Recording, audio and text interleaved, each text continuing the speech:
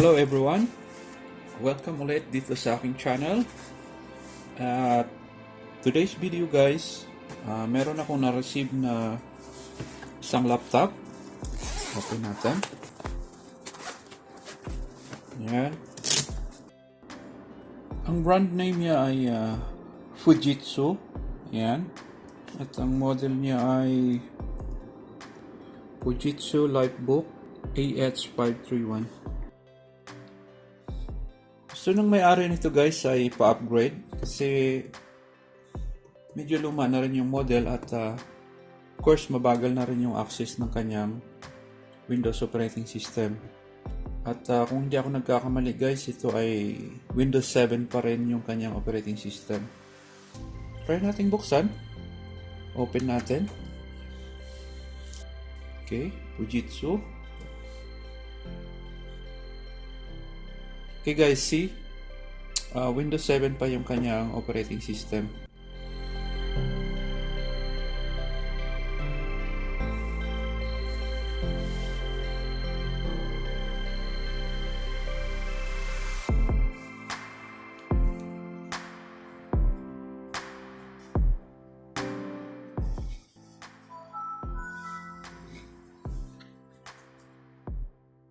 Check natin yung kanyang RAM, yung kanyang memory, kung ilan ang capacity para malaman natin kung paano natin i-upgrade.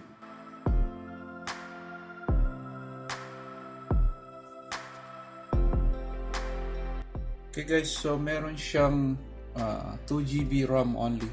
Yan. Pansin nyo. 2 GB RAM.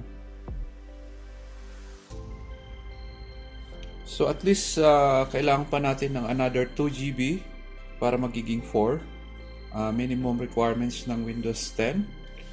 And then check lang natin guys kung ilan yung capacity ng kanyang hard disk. Okay, so meron siya ditong dalawang partition. Yan, isang 120 saka isang 140. So nasa mga 320 GB siguro to.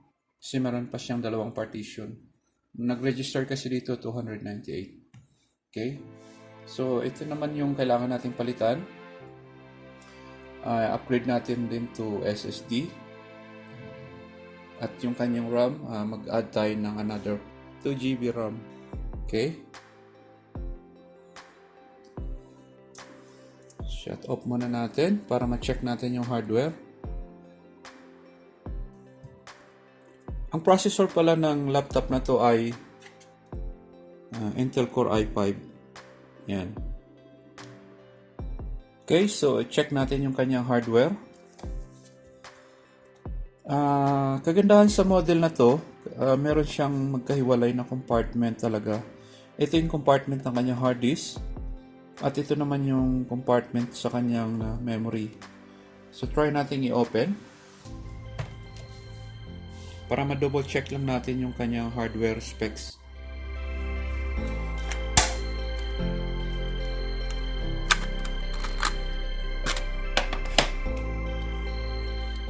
Unahin nyo natin yung kanyang hard disk.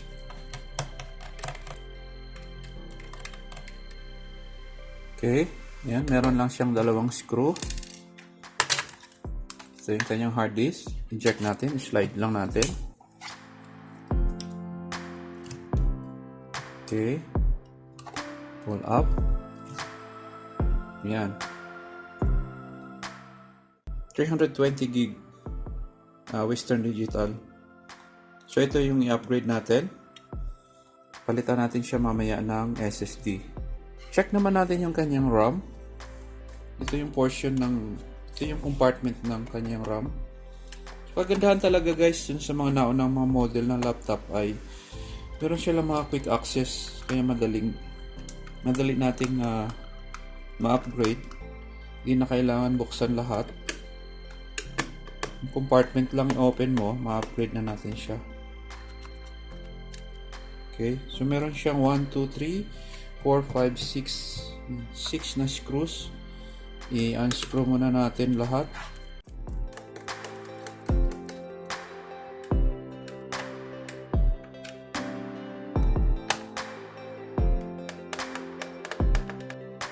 Okay, so open na natin. Okay guys, so ito yung kanyang memory. Let's try natin i-check. I-check muna natin.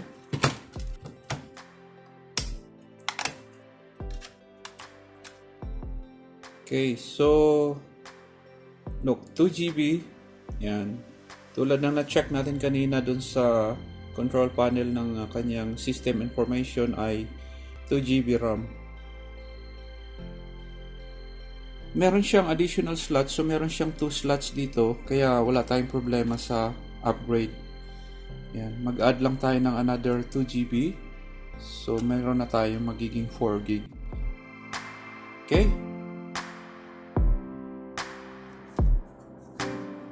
Okay guys, so meron na tayong na-purchase na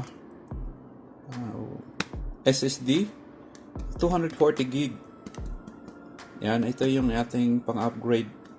At meron na rin tayong na-purchase na memory. Yan, 2 GB additional. Actually, hindi naman sila magkapareho ng brand. Ito yung old. So, ito naman yung nabili natin. Kahit hindi magkapareho ng company name, basta yung kanyang model, yung speed ay importante. Okay? So, meron na tayong RAM at meron na tayong SSD. Yan. Okay guys, so start na natin ang pag-install dito sa mga hardware for upgrading. First thing, i-remove natin yung kanyang battery. Pag-remove pala ng battery nito guys, meron siyang lock dito. So, i-release mo muna to. Yan. So, tapos i-unlock. Yan. Saka natin may eject yung kanyang battery. Yan, okay? Okay, so unahin natin muna yung kanyang RAM. Yan. So, ibalik natin yung kanyang old one. Return natin.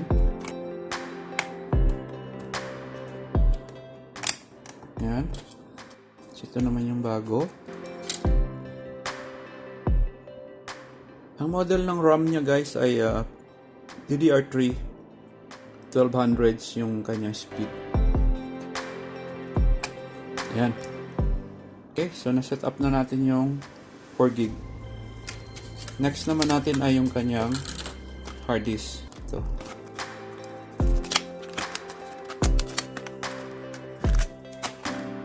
Okay, Kingston 240 GB. Ito yung kanyang luma. Meron siyang hard disk bracket. So, remove muna natin.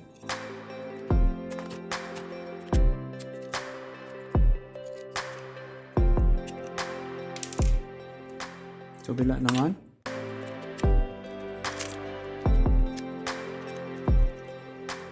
Okay.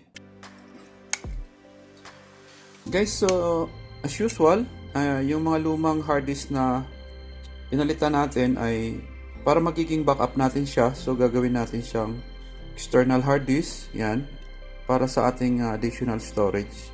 Okay? So bibilhan na lang ng enclosure.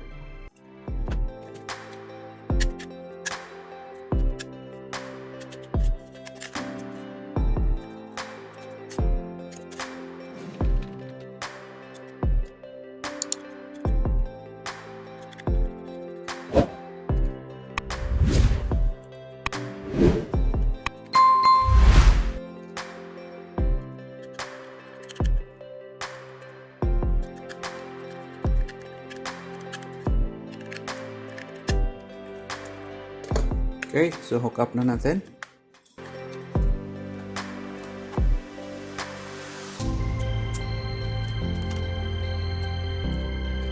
Okay, so cover na natin.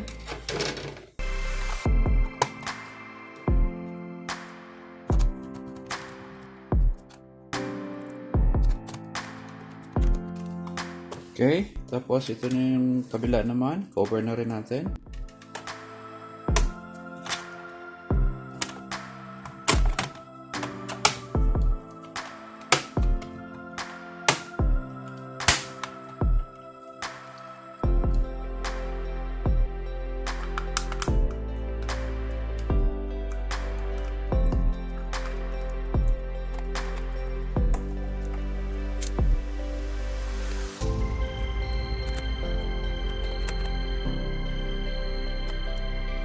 Okay. Okay, tapos balik na natin kanyang battery. Lock. Okay. So, good to go. So guys, installan ko lang muna ng operating system ito ng Windows 10 Pro. And then, check natin mamaya pag matapos natin maloadan ng mga apps at ma-set up natin yung kanyang operating system. Okay guys?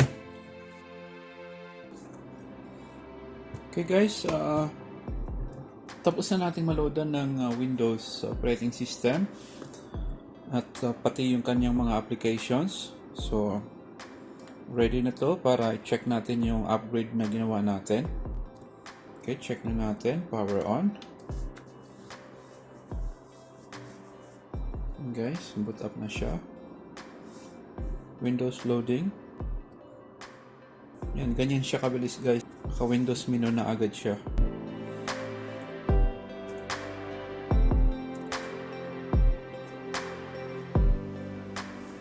Okay guys, so check natin yung kanyang hard disk na in-install natin.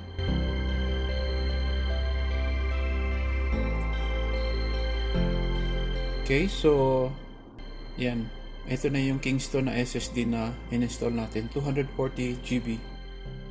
Working good na siya. Okay, at yung additional RAM naman na in-install natin. Check natin. Tayo sa control panel. Yan, check natin yung RAM. Okay. So yan. 4GB na siya. Yung installed RAM niya ay 4GB. Pati yung kanyang Windows ay in-update na rin natin. So wala na tayong problema. Updated na. So ready to use na talaga siya. Okay, so far so good. Lahat naman ng accessories niya ay working. Yung kanyang Wi-Fi, keyboard, yeah, yung kanyang camera. So na-test ko na lahat yan.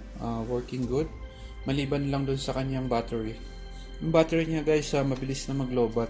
So wala pa siyang mga 30 minutes, lowbat na siya. Lalo na pag nanood ka ng YouTube, movies, siguro nasa mga 15 minutes lang, lulowbat na siya. Try kong hinanap sa vendor yung battery. Medyo mahirap yung stock ng Fujitsu. Pero sa online meron makukuha guys. So temporary, gamitin na lang muna niya yung kanyang lumang battery. At pag dumating yung order natin sa online, so yun na lang ipapalit niya. Okay? Meron na akong na-provide na enclosure. 2.5 external case. So lalagay natin siya dito. Ito naman yung kanyang cable. Yan. At yung kanyang accessories. So nakalagay dito guys, supported na rin siya ng USB 3. Yan.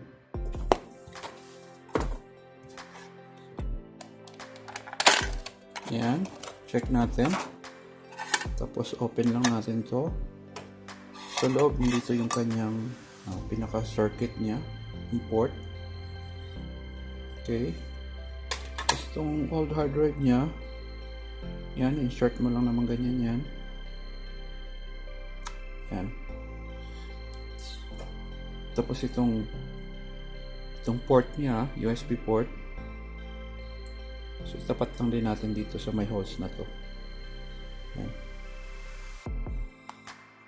Insert lang natin na gano'n.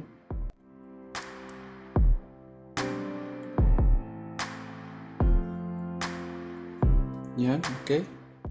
So na-insert na natin. Then saka natin i-insert ulit dito sa kanyang case.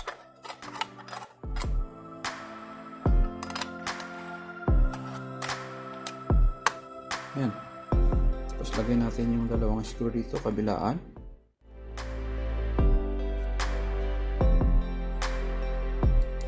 Okay, tapos yung isa naman.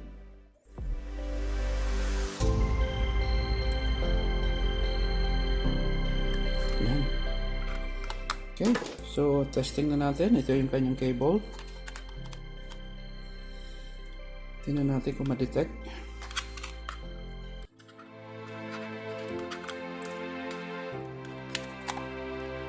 Okay. Yan. Tapos insert natin dito sa isa sa mga USB port.